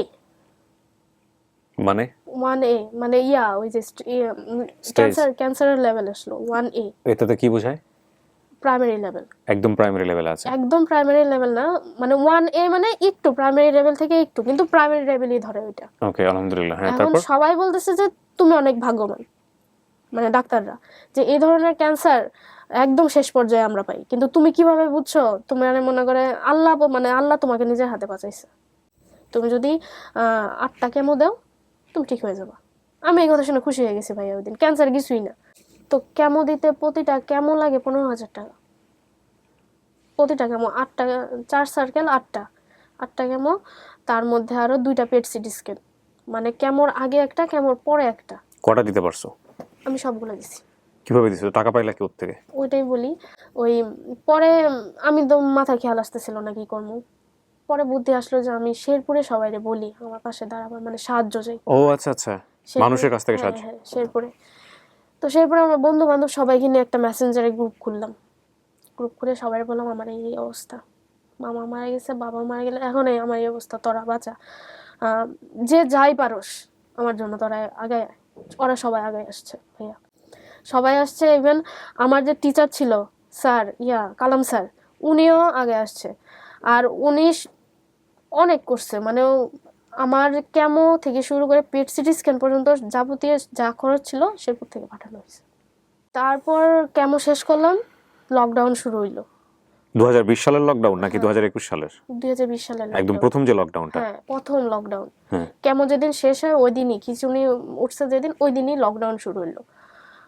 শুরু হওয়ার পরে আমার ডেট পিছাই গেল, মানে আমি পেট সিটি স্ক্যান করতে পারতেছি না, এই লকডাউনের মধ্যে কেউ নেয় না। 6 মাস পরে যখন একটু হইলো, তখন ওই শেরপুর থেকে আমাকে আরো 40,000 টাকা দেওয়া হলো, সবাই মিলে সংগ্রহ করে? না, স্যার দিছে, স্যার সবার কাছ থেকে চায়, মানে আছে না মানুষজন, চায় 40,000 টাকা স্যার পাঠিয়ে দিছে, বলছে তুমি পেট সিটি স্ক্যানটা করো। পেট সিটি স্ক্যানটা করার পরে আমি পিজিতে গেলাম নভেম্বরের 20 তারিখ। পিজিতে পেট সিটি স্ক্যান, আমার পেট সিটি স্ক্যান করা হলো, করার পরে 5-6 দিন পরে রেজাল্ট আসছে। আমার ক্যান্সার আবার ব্যাক করছে। বলতে মানে ক্যান্সার কেমো দেওয়ার পরে চলে যায় নাই, আবার ব্যাক করছে, মানে আচ্ছা। ক্যান্সার আমার শরীরে এখনো আছে। আছে। হ্যাঁ, ওই ও মানে ডাক্তাররা যা বলে যে ক্যান্সার ব্যাক করছে আবার। এটা তুমি কবে জানতে পারলা? এটা ওই ডিসেম্বরের 1 তারিখে। ওকে, ওই 2020 সালের। হ্যাঁ, রিপোর্ট আসার পরে ডাক্তারের কাছে গেছি, ডাক্তার ওই 2020 সালের ডিসেম্বরে যদি জেনে থাকো তাহলে বেশি দিন হয়নি, 7 থেকে 8 মাসের ঘটনা। 7 থেকে 8 মাসের ঘটনা। তো ডাক্তার বলতেছে তোমার তো ট্রিটমেন্ট আবার শুরু করতে হবে, আর তুমি কেন রেডিয়েশন দিলা না? রেডিয়েশন দাওনি কেন? রেডিয়েশন আমাকে দিতে বলেনি। আচ্ছা, আর লকডাউন শুরু হয়েছে, আমি মানে লকডাউনের বেরোতে সময় পারোনি। ডাক্তার আবার বলছে আমি এতই অসুস্থ ছিলাম ভাইয়া যে বের হলেই করোনা হবে এরকম টাইপ। তুমি লাস্ট টেস্ট করছো কবে? আমি লাস্ট পেট সিটি স্ক্যান করার পরে এগুলা শুধু ব্লাড টেস্ট করছি, আর করা হয়নি। সেটা কবে? ব্লাড টেস্ট করছি 2 মাস আগে। আবার কালকেও আমি ব্লাড টেস্ট করছি, কিন্তু রিপোর্ট এখনো আসেনি। 2 মাস আগের রেজাল্ট কি? 2 মাস আগে এলডিএসটা অনেক বেশি। এলডিএস বলতে? এলডিএস মানে ওই আমার ক্যান্সারটা আস্তে আস্তে বাড়তেছে। এটা কি এখন 1 নম্বর স্টেজ থেকে অন্য কোন স্টেজে চলে গেছে নাকি? 2 চলে গেছে। 2 এতে চলে গেছে। লাস্ট ডায়াগনোসিসে 2 এতে এসেছে। 2 চলে গেছে, মানে পেট সিটি স্ক্যানের পরে আমাকে বলছে 2 চলে গেছে। এটা কি এখনো কিওর করা সম্ভব? এটা সবকিছু মিলিয়ে এটা ট্রিটমেন্ট করতে গেলে কি করতে হবে? এটার পয়সা করি কতটুকু প্রয়োজন, এগুলো তোমার জানা আছে? হ্যাঁ, কি বলো তো একটু। এটা আবার প্রথম থেকে শুরু করতে হবে, হ্যাঁ সেটা আমি জানি। একবার কেমো ফেল করলে ফার্স্ট থেকে শুরু করতে হয়। ফার্স্ট থেকে শুরু করতে হবে। ফার্স্ট থেকে শুরু করে আমাকে বোন মেরো ট্রান্সপ্ল্যান্ট করতে হবে। আচ্ছা, সো এটা কি বাংলাদেশে সম্ভব? বাংলাদেশে সম্ভব। বাংলাদেশে শুধু ওই যে এভার কেয়ার, সিএমএইচ এগুলাতে, আর ওই হ্যাঁ এগুলাতে। কত টাকা লাগতে পারে তোমার পুরো ট্রিটমেন্টের জন্য? আমার পুরো ট্রিটমেন্টের জন্য 15 থেকে 16 লাখ টাকা। 15 থেকে 16 লক্ষ টাকা দরকার। জি। তোমাকে টেক কেয়ার করবে কে? ধরো তুমি হাসপাতালে বসে আছো, হাসপাতালে তুমি আইসিইউতে আছো, হাসপাতালে তুমি এতে আছো, তোমাকে দেখবে কে? আম্মু। আমি এখন ভাইয়া মানে একা চলতে চলতে এখন আম্মু ছাড়া আমি মানে পারি তোমার না। ভাইয়ের বয়স কত? ভাইয়ের বয়স 4 বছর। ওর মা, ওর ছোট ভাই, ওরা সবাই স্টুডিওর বাইরে আছে। আরেকজন ভাই এখানে আসছে, তাকেও আমি নিয়ে আসতে বলছি। ওর সাথে তোমার সম্পর্ক কি? উনি আমাদের যে সবাই হেল্প করছে শেরপুরে, ওই আমাদের আগে থেকেই একটা মানে কমিটি ছিল, উনিও তার গ্রুপের, সেই গ্রুপে ছিল। গ্রুপের একজন। তো উনি আমাদের শেরপুর থেকে যখন বললো যে ওনার তো কেউ নাই, কে পাশে দাঁড়াবে, কে এগুলো তখন ওই করবে? গ্রুপ থেকে, ওই কমিউনিটি তখন থেকে ওইখান থেকে এই ভাইয়া আমাকে অনেক হেল্প করছে যে আমি করব, আমি তো ঢাকায় আছি, আমার এখন চাকরিও নাই, আমার পড়াশোনা করতেছি, তো আমি যা যা করার আমি করব। সো ও তোমার সঙ্গে আছে? হ্যাঁ। কতদিন যাবত সঙ্গে আছে? কত বছর যাবত সঙ্গে আছে? ভাইয়া ট্রিটমেন্টের শুরু থেকেই। And he is helpful. হ্যাঁ, ভাইয়া এইটুকু বলছে, আশা করা যায় না আজকাল মানে আমার মনে হয় যে আমার নিজের ভাইয়ের থেকেও বেশি। এখানে প্রিয় দর্শক এবং শ্রোতা, আমি আপনাদেরকে একটা কথা বলি আজকে। তুমি আমার কাছে এসেছিলা কবে?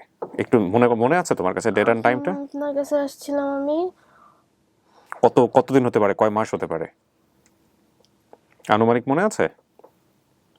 8 থেকে 9 মাস হয়ে গেছে। 8 থেকে 9 মাস আগে আসছিলাম। আচ্ছা, এই যে ও এসছে, ও বেশ কয়েকবার এসছে, 3বার 4বার করে এখানে এসছে। কোনোবার আমি ওকে রিটার্ন দিয়েছি অল্প কিছুক্ষণ শুনে, কোনোবার আমি ব্যস্ততার কারণে সময় দিতে পারিনি। এক পর্যায়ে ওকে আমি আমার ব্যক্তিগত নাম্বার দিয়ে দিই, এটাও আমি আপনাদেরকে ক্লিয়ার করি। ব্যক্তিগত নাম্বার দিয়ে দিই এবং সেই ব্যক্তিগত নাম্বারে ওকে আমি বলি যে তুমি তোমার স্টোরিগুলো আমাকে ছোট ছোট করে লিখে পাঠাও, কারণ আমার ব্যক্তিগত জীবনের বাইরে আসলে আমার আসলে মানে কর্মজীবনের বাইরে আমার ব্যক্তিগত জীবন আসলে খুব সীমিত, সময় নাই আসলে। এবং ও আমাকে ওর ছবি থেকে শুরু করে বিস্তারিত, আমি যেটা আপনাদের সঙ্গে কথা বলছি এবং আমি তখন স্ক্রল করে দেখছি হোয়াটসঅ্যাপে, আমাকে ডিটেল পাঠায়। তারপরে আমি ওকে বিভিন্ন সময় দিয়েছি, কিন্তু আমি দেখা করতে পারি নাই, আমার অনুষ্ঠানে আনতে পারি নাই। বহুবারও আমি বলেছিলাম যে আমি কিন্তু পারবো না, কারণ তোমাকে লেগে থাকতে হবে, টোটাল ডকুমেন্ট দিতে হবে আমাকে, বিভিন্ন কিছু দিতে হবে, কি সব ও সব কিছু করেছে। করার পরে আজকে হচ্ছে 8ই জুন 2021 সন্ধ্যার সময় আমি যখন অনুষ্ঠানটা রেকর্ড করি এই পর্যায়ে, তখন বাজে হচ্ছে 8টা 22। আমি একটু রেখে দিব, কারণ এই গল্পটা কবে প্রচার হবে আমি জানি না। তো এই হচ্ছে অবস্থা। ইন দ্য মিন টাইম ও এলাকার চেয়ারম্যানের কাছে গেছে, আমি বলেছি চেয়ারম্যানের কাছ থেকে স্টেটমেন্ট নিয়ে আসতে হবে। ও চেয়ারম্যানের কাছ থেকে ভিডিও স্টেটমেন্ট নিয়ে আসছে, সেটা আমি অনুষ্ঠানের শেষে যোগ করে দিব যে ও অসুস্থ। একই সাথে ওর মা আছে, ওর মাকে আমি নিয়ে আসবো স্টুডিওতে, ওর মার কাছ থেকেও আমি একটু শুনবো। এবং যে ভাইটার কথাও বললো সে বাইরে আছে, তারও একটা স্টেটমেন্ট থাকবে, সেটা ভিডিও শেষে থাকবে। এবং ও যে কাগজপত্রগুলো নিয়ে এসছে সেগুলো সমস্ত কপি আমাদের কাছে আছে অফিসিয়ালি, এবং আমরাও চেক করেছি, যতটুকু বুঝি মেডিকেলের ভাষা সেগুলো বুঝেছি। এবং আমাদের জায়গা থেকে আমরা যেটা সবসময় বলি, অনুষ্ঠানের শুরুতে একটা ডিসক্লেমার দিয়ে দিই যে আমরা সরজমিন ইনভেস্টিগেট করি না। আমাদের জায়গা থেকে ঘরে বসে যে পরিমাণ ইনভেস্টিগেট করা সম্ভব ততটুকু আমরা করেছি। করার পরে ওর নাম, পরিচয়, ঠিকানা যাবতীয় সহ আমরা গল্পটা এখানে উপস্থাপন করলাম। এবং এই গল্পটা এখানে উপস্থাপন আমি করেছি দুইটার কারণে। প্রথম কারণটা হচ্ছে আমরা জীবনে যারা অনেক বেশি হতাশ বিভিন্ন কিছু নিয়ে, তারা যেন এই মেয়েটার গল্পটা আজকে শুনে নেয় এবং আল্লাহর কাছে যেন হাজার শুকুর করে, যদি তারা আস্তিক হয় আল্লাহর কাছে যেন হাজার শুকুর করে যে এই মেয়েটার থেকে তারা অনেক ভালো আছে। এটা একটা রিজন, কারণ এই গল্পটা অনেককেই স্বস্তি দেবে। আর দুই, মানবিকতার জায়গা থেকে আপনার যদি মনে হয় যে এই মানুষটির পাশে আমি দাঁড়াবো, আমার অনুষ্ঠানের স্ট্রেংথের জায়গা থেকে আমি বলতে পারি with the name of almighty Allah, যে এই 15 লক্ষ টাকা এই অনাথ মেয়েটির জন্য জোগাড় করা আমার অনুষ্ঠানের রেস্টুরেন্টের জায়গা থেকে এটা কোনো ব্যাপারই না ইনশাআল্লাহ। তো আমরা যদি সবাই মিলে চেষ্টা করি, ওর ট্রিটমেন্টের ব্যবস্থাটা আমরা করে দিব।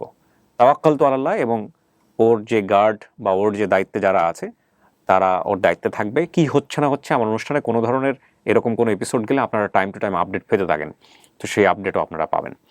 এখন আমাকে দুইটা জিনিস লাগবে, তোমার বর্তমান ঠিকানা তুমি আমাকে বলো, কারণ এই ধরনের অনুষ্ঠানে সব কিছু ট্রান্সপারেন্ট হয়। বর্তমান ঠিকানা বলার আগে আমি তোমাকে, অনেকদিন ধরেই তুমি আমার হোয়াটসঅ্যাপে আছো, তোমাকে আমি অনেকভাবে জিনিসগুলো বলেছি যে এখানে যারা তোমাকে হেল্প করবে এবং যাদের কাছ থেকে তুমি হেল্প নিবা, তাদের সাথে যে কোনো ধরনের সম্পর্ক তৈরি করা সেটা সম্পূর্ণই তোমার ব্যক্তিগত। এই বিষয়ে studio of creative art limited কিংবা আমি ব্যক্তিগতভাবে আমরা কোনোভাবে দায় নিব না। সেটা তুমি যখন এখানে আসো তখন একটা স্টেটমেন্ট তুমি সাইন করে এসছো এবং টিপসই দিয়ে এসছো। তোমার হাতের আঙুলটা দেখো, এটা যারা দেখবেন যে আমার এখানে যারা গল্প বলতে আসে তাদের সবার আঙুলের এই কালারটা থাকে, ভোট দেওয়ার কালার। এটা হচ্ছে যখন তারা এখানে আসলে, এগুলো বলে দিচ্ছে আজকে সব, যখন তারা এখানে বসে গল্পটা বলতে তখন তারা স্টেটমেন্টটা সাইন করে বসে। তো তুমি আজকে এখানে সমস্ত কিছু জেনে এটা বলেছো, এবং এইখানে তোমার যদি মানুষের দ্বারা উপকার হয় আলহামদুলিল্লাহ, কিন্তু অপকার হলেও সেটা তোমার, উপকার হলেও সেটা তোমার। ওই জায়গাটা সমস্তই তোমার। তোমার পরিবারের সমস্ত কিছু খুঁটিনাটি আমি এখানে উপস্থাপন করলাম একটাই কারণে, কারণ যাতে বিষয়টা ট্রান্সপারেন্ট থাকে, মানুষ যাতে অবিশ্বাসী জায়গা থেকে বিষয়টা না দেখে। তারপরেও চাইলে কেউ অবিশ্বাস করতে পারে পুরো গল্পটা, তারপরেও এই পুরো গল্পটা ভুল প্রমাণিত হতে পারে, কারণ আমি বলেই নিয়েছি যে আমি সরজমিন ইনভেস্টিগেট করিনি। সমস্ত কিছু এখানে উপস্থাপন করলাম। যদি তারা তোমাকে কেউ সাহায্য করতে চায়, তোমার বাড়ি পর্যন্ত পৌঁছাতে চায়, সেটা তুমি অ্যাক্সেস দিবা কি দিবা না সেটা তোমার বিষয়, কিন্তু বাড়ির ঠিকানা এখানে বলতে হবে ট্রান্সপারেন্টের জায়গাটা থেকে। তো সেই জায়গাটা থেকে সবসময় চেষ্টা করো, কারণ এখানে যারা আসেন হেল্প নেন অনেক সময় তারা ফ্রড, বাটপার, ঠকবাজ, বদমাইশ লোক, শয়তান লোকের পাল্লায় পড়ে যায়, অনেক বড় ধরনের ক্ষতির শিকার হয়। সেদিক থেকে তোমাকে সজাগ থাকতে হবে, কারণ তোমার কিন্তু অভিভাবকত্বের জায়গাটা কিন্তু অতটা স্ট্রং না। Got my point? সেগুলো মাথায় রেখো। তোমার বর্তমান ঠিকানাটা বলো। আমার বর্তমান ঠিকানা গাজীপুর বড়বাড়ি, গাসা রোড। ওই গাসা রোডের ভিতর দিয়ে গেলে ওইখানে রিক্সাওয়ালা বা অটোদের বললে যে ফকির মার্কেট, ওইখানে ফকির মার্কেট নিয়ে যাওয়ার পরে মাতবর বাড়ি বললেই নিয়ে যাবে। তোমার ওখানে গিয়ে যদি তোমাকে কেউ কোয়ারি করতে চায়, দেখা করতে চায়, সেই সিস্টেম আছে? হ্যাঁ, আছে। তুমি কোনো বিপদে পড়বে না তো? ওকে, আলহামদুলিল্লাহ। তোমার স্থায়ী ঠিকানা কি? আমার স্থায়ী ঠিকানা ভাইডাঙ্গা। ভাইডাঙ্গা এটা কোথায়? ভাইডাঙ্গা জেলা শেরপুর, উপজেলা শ্রীবর্দী। গ্রামের নাম? গ্রামের নাম ভাইডাঙ্গা দক্ষিণপাড়া। বাবার নাম কি বললা তুমি? নজরুল ইসলাম। নজরুল ইসলাম। নজরুল ইসলাম বললেই সবাই চেনে। হ্যাঁ। তোমার ওই ভাইডাঙ্গার চেয়ারম্যানের নাম কি? মাসুদ। ওনার একটা ভিডিও স্টেটমেন্ট তুমি নিয়ে আসছো, সেটা আমি ভিডিওর সাথে যোগ করে দিব। প্রিয় দর্শক এবং শ্রোতা, আমরা সবচেয়ে গুরুত্বপূর্ণ পার্টটা এই মুহূর্তে করতে চাই। যদি আপনারা ওর পাশে দাঁড়াতে চান এবং যদি মনে করেন যে না, ওর তো আসলে কিছুই করার ছিল না, ওর বাবাকে আল্লাহ নিয়ে গেছে, ওর যে মানুষটা পাশে দাঁড়িয়েছিল, ওর বাবা যেখানে কাজ করতো, সম্পর্কে ওর মামা হয়, সেই মানুষটাকেও আল্লাহ নিয়ে গেছে, এবং এইরকম একটা মেয়ে যাকে আল্লাহ এত বড় অসুখ দিয়েছে, সেখানে আমাদের মানবিক দায়িত্বগুলো যদি আমরা পালন করতে না পারি তাহলে মানুষ্য জন্ম কেন, তাই না? তো সেই জায়গাটা থেকে যদি মনে করেন যে না, ওর জন্য আপনি দাঁড়াবেন, ওর পাশে কিছু করবেন, এই 15-16 লক্ষ টাকা কোনো ঘটনাই না, তাহলে আপনাদের জন্য আমি যোগাযোগের রাস্তা উন্মুক্ত করে দিচ্ছি। বেশ কয়েকটা ফোন নাম্বার আছে, সেগুলোতে আপনারা টাকা পাঠাতে পারবেন এবং একই সাথে ব্যাঙ্ক অ্যাকাউন্ট নাম্বার আছে। আমি আগে নাম্বারগুলো বলি, তারপরে আমি আপনার সঙ্গে কথা বলবো। ওর মাকে আমি নিয়ে এসেছি। মেয়ের অবস্থা খুবই খারাপ, মেয়ের অবস্থা তো চিকিৎসাই করতে পারতেছে না। আচ্ছা, চিকিৎসাই টেনশন হয় না কখনো যে জামাইটা চলে গেল? নিজে কি করেন আপনি? কাজ কাম করেন এখন? আমি তো ওই গার্মেন্টসে কাজ করি, কাজ না করলে তো পোলাপানের পেটে ভাতই জুট পড়া। হ্যাঁ, হ্যাঁ না, চিকিৎসা করাই কেমনে, এই জন্যই মানে খুবই চিন্তিত যে মেয়েটা আমার কেমনে বাঁচাম। বাঁচানোর তো কোনো উপায় দেই না, লাখ লাখ টাকার দরকার। আচ্ছা, হ্যাঁ, মেয়েটারে বাঁচানোর জন্য আনের খোঁজ পাইছি, আনেরও না আসছি ইনশাল্লাহ। হ্যাঁ না ঠিক আছে। কথা হচ্ছে যে গল্পটা আসলে ওনাকে দিয়ে আমি বলানোর চেষ্টা করেছিলাম প্রথমে, এই সানোয়ারা বেগমকে দিয়ে, কিন্তু সামহাও এটা হয় নাই বলতে আসলে ওনার যে বলা, সেই বলাতে হয়তো অনেকে বুঝবেন না বিষয়টা, সে কারণে ওনাকে দিয়ে আমি পারি নাই শেষ পর্যন্ত। তো কখনো মনে হয় এরকম যে এই প্রশ্নটা করাটা উচিত না, তারপর আমি করছি সিচুয়েশনটা বোঝানোর জন্য, নিজের স্বামী তো চলে গেল, জি নিজের বড় বাচ্চা, এত বছর পরে বাচ্চা আসছে, বাচ্চা আসছে, হ্যাঁ। এইটার যদি আল্লাহ না করুক কোনো দুর্ঘটনা ঘটে যায়, কখনো চিন্তা করেন এগুলা? চিন্তা করি না মা হয়, আমার কি আর চিন্তা কম? আমার কি আর চিন্তা কম? কোনো সময় এই মেয়েটা হারাইলে আমি জীবনে আর বাঁচবো না। এই মেয়েটা হারাইলে আমার আর বাঁচার কোনো নেই। ছোট্ট একটা ছেলে আছে, 5 বছর বয়স। এই ছেলের থুয়ে গার্মেন্টস করে যাই, গার্মেন্টস করে আসি, 2টা বাচ্চার মুখ দিয়ে আমি হইতে শান্তি পাই। কিন্তু মেয়েটা যখন কোনো সময় হারায় যায়, আমি আর বাঁচবো না, আমার বাঁচার কোনো নেই। যে এত বড় রোগটা বাপ হোক চলে গেল, মামাটাও গেল গা, তাহলে মেয়েটারও এত বড় অসুখ, তাহলে আমার কি অবস্থা বুঝেনি। তাওয়াক্কুল তু আলাল্লাহ। প্রিয় দর্শক এবং শ্রোতা, এই ভিডিওর শেষে স্টেটমেন্ট থাকবে দুটো, একটা হচ্ছে ওনার এলাকার চেয়ারম্যানের স্টেটমেন্ট, উনি যে ভিডিও বার্তা পাঠিয়েছেন সেটা আমি যোগ করে দিচ্ছি, এবং একই সাথে যখন আমি আপডেটগুলো নিয়ে আসবো তখন আমি সরাসরি ওনার সঙ্গে কথা বলবো ফোনে, সেটাও থাকবে। আরেকটা বিষয় হচ্ছে যে যিনি ওর দায়িত্বে আছে, অভিভাবকের দায়িত্বে আছে, আমার স্টুডিওর বাইরে আছে, ওর একটা স্টেটমেন্ট আমি নিব, সেটাও আমি ভিডিওতে যোগ করে দিচ্ছি। তো সবাই আজকের মতো ভালো, খেয়ে হারিয়ে ফেলেছি। আচ্ছা, ভালো থাকেন সবাই। শেষ করছি আজকের মতো। আল্লাহর কাছে আমরা দোয়া করব, দোয়াটা প্রথমে নিজের জন্য করতে হয়, তারপরে যিনি দোয়া চান তার জন্য দোয়া করতে হয়, এটাই হচ্ছে দোয়া করার নিয়ম। তো সেই জায়গাটা থেকে আমরা সবাই সবার জন্য দোয়া করব, এই অর্থে যে আল্লাহ আমাদেরকে যেন এমন কোনো বিপদ না দেন, মনুষ্য জীবন বিপদ থাকবেই, কিন্তু এমন কোনো বিপদ যেন না দেন যেই বিপদে অন্তত বিপদ থেকে উত্তরানোর উপায় কি সেটা যেন সেটা যদি আমরা খুঁজে না পাই, মানে এমন কোনো বিপদ তিনি যাতে না দেন যে যেই বিপদ থেকে আমরা উতরাতে না পারি, তিনি যেন সেই সহায়তা দিয়ে দেন, আমরা যেন আস্থা না হারাই, নিশ্চয়ই আল্লাহ ভালো কিছু দেবে। এবং একই সাথে এটাও বলতে চাই, আজকে সেতু এখানে এসছে, আপনার বাড়ির আশেপাশে হয়তো এরকম অনেক সেতু আছে, তারা আসতে পারেনি, তাদের পাশে আপনি দাঁড়ান, এবং যদি আপনি অনুভব করেন যে এই সেতুর জায়গায় আপনিও থাকতে পারেন যে কোনো মুহূর্তে, তাহলে আপনি অবশ্যই তাদের পাশে দাঁড়াবেন, এই অনুভবটা করাটা জরুরি। অনেক ভালো থাকুন, আজকের মতো শেষ করছি। তাওয়াক্কাল তু আল্লাহ, একটা ভালো আপডেট নিয়ে যেন ফিরে আসতে পারি, এই আশা রেখে শেষ করছি। অনেক ভালো থাকেন, আসসালামু আলাইকুম। ওকে, প্রিয় দর্শক এবং শ্রোতা, যেটা আমি ভিডিওতে আপনাদেরকে বলেছিলাম যে যেই ব্যক্তিটি মূলত শেরপুরের কমিউনিটি থেকে ওনার দায়িত্ব পালন করছেন দীর্ঘদিন যাবৎ, তিনি হচ্ছেন এই মুহূর্তে ভিডিওতে, এবং তার স্টেটমেন্ট আমি নিয়ে রাখতেছি, এটা আমি ভিডিওতে যোগ করে দিব, যে উনি আসলে যেহেতু ওনার অভিভাবক বলতে কেউ নাই এই মুহূর্তে সেতুর, সেই অর্থে ইনি এক ধরনের অভিভাবক হিসেবে দায়িত্ব পালন করতেছেন, দেখভাল করতেছেন, যার কথা আপনারা ভিডিওতে সেতুর মুখ থেকে শুনেছেন। ভাই, আপনার পরিচয়টা আগে দেন, বিস্তারিত পরিচয়। আমার নাম মোহাম্মদ আখতারুজ্জামান। হুম। আমি সেতু যখন বিপদে পড়ে, সেটা আমরা জানি, কিন্তু কোথায় থাকছেন, কি করছেন, এটা আমি পরিচয়টা আগে দেন। মিরপুর বাংলা কলেজে কেমিস্ট্রি থেকে অনার্স কমপ্লিট করেছি। হ্যাঁ, বাড়ি কোথায় আপনার? আমার বাড়ি লক্ষ্মীপুর। লক্ষ্মীপুর। আচ্ছা, তো সেতুকে আপনি চেনেন কতদিন যাবত? আমি ও অসুস্থ যখন হয়েছে, ওই থেকে এর আগ থেকে আমি একটু চিনি, আচ্ছা, মানে ঠিক 15-20 দিন বা 1 মাস আগ থেকে এইভাবে চিনি। শেরপুরের যে কমিউনিটিটা ওকে জি, হেল্প ওই করেছে, তার মধ্যে থেকে আপনাকে জি, অ্যাসাইন জি, করা হয়েছে যে ওর জি, দায়িত্বটা জি, দেখার জন্য। জি, জি, তার মানে এই কমিউনিটিটাও আপনাকে চেনে। জি, জি, সবাই ওকে। চেনে আমাকে। লক্ষ্মীপুর কোথায় বাড়ি আপনার? লক্ষ্মীপুর রামগতি, রামগতি থানা বা গ্রামের নাম এগুলো একটু বলেন। যে বড়খিরি ইউনিয়ন আমার গ্রাম, 8 নং ওয়ার্ড, 8 নং 8 নং ইউনিয়ন। 8 নং ইউনিয়ন। জি। বাবার নাম? বাবার নাম আব্দুল মতিন, মুক্তিযোদ্ধা, বীর মুক্তিযোদ্ধা। মাশাআল্লাহ। তো আমরা যে কাজটা আজকে করলাম, এই কাজের পরে জনগণের যে সাহায্য ওর জন্য আসবে, বা যারা ওকে ট্রিটমেন্টের জন্য ওকে হেল্প করবে, এই যাবতীয় সাহায্য এবং ওর টেক কেয়ার করা, এটা কি আপনি স্বেচ্ছায় ওর জি, দায়িত্ব আমি নিচ্ছেন? স্বেচ্ছায় নিয়েছি, স্বেচ্ছায়। তার মানে আমরা মানে আমি আপনাকে পাবো ওর পাশে জি, ভবিষ্যতে জি, সবসময়। ইনশাআল্লাহ। কেন করছেন? কোনো স্বেচ্ছায় করছি, মানে কোনো সেটা তো লাভবান করছেন, না। বাট ভিতরের প্রেশারটা মানে কি? আমি নিজে একজন ছোটবেলা থেকে অসুস্থ ছিলাম। ও, আসলে আমার ওপেন হার্ট সার্জারি হয়েছে। ও, মানে আমি যখন ওর বাবা নেই, এই কথাটা শুনেছি যে কেউ নেই, সেই থেকে আমি অনেক আপ্লুত হয়েছি ওর প্রতি। জি। এবং আমি নিজেকে প্রস্তুত করেছি যে ওর যতদিন ও সুস্থ হবে, হুম। ততদিন ওর আমি সব হেল্প করে যাব। ইনশাআল্লাহ। তো আমরা আছি সবাই মিলে ওর পাশে, দেখা যাক কি হয় না হয়। জি। আপনাদের মতো মানুষ থাকলে আমরা অনেক সাহস পাবো। আমি আপনার অনুমতিক্রমে এই ভিডিওটা, যেটা আপনার স্টেটমেন্ট নিলাম, সেটাও আমি ভিডিওর সঙ্গে যোগ করতে চাই, জি, এটা জি, প্রচার করতে চাই। জি, আপনার কোনো জি। সমস্যা নেই তো? না, আমার কোনো সমস্যা নেই। জি, থ্যাংক ইউ। বিসমিল্লাহির রহমানির রহিম। আমি মোহাম্মদ মাসুদ রানা, চেয়ারম্যান 2 নং রানী শিমুল পাইলট ইউনিয়ন পরিষদ, শ্রীবর্দ শেরপুর। সকলের প্রতি রইল আমার সালাম। আসসালামু আলাইকুম। প্রিয় দেশবাসী, আপনাদের জ্ঞাতার্থে জানাতে চাই, আমার পাশে যে মেয়েটি বসে আছে ওর নাম রেশমা আক্তার সেতু। সে অত্যন্ত মেধাবী ছাত্রী। অতীব দুঃখের বিষয়, সে খুব গরিব ঘরের সন্তান। তার পিতা নজরুল ইসলাম আমার ইউনিয়নের